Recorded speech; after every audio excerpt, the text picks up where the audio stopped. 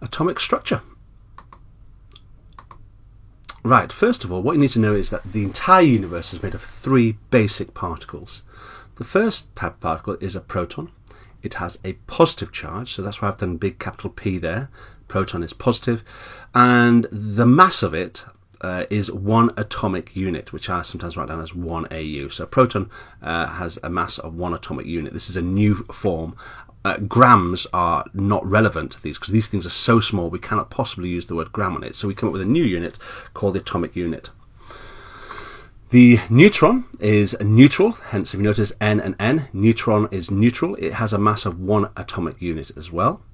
And the electron is tiny, okay? It is the smallest particle that we know that exists. It is got a negative charge of -1. The mass is negligible, it's tiny, it's actually 1/2000th of a proton or a neutron. And I said before, it's tiny. It's not particularly important for us in nuclear physics, the electron. It's important for us in chemistry, but in nuclear physics, not quite so important.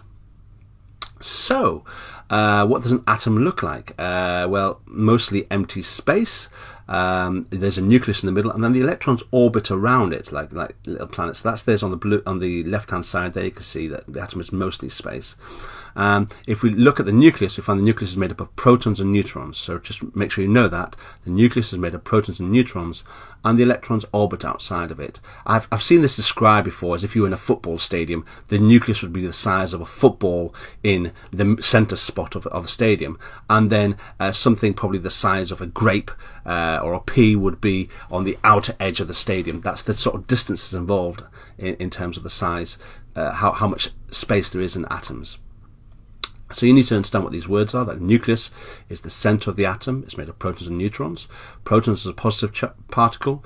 Neutrons is a neutral particle. They're both the same size, and you find them in the nucleus. And electrons orbit the atom, and that is the basic structure of an atom.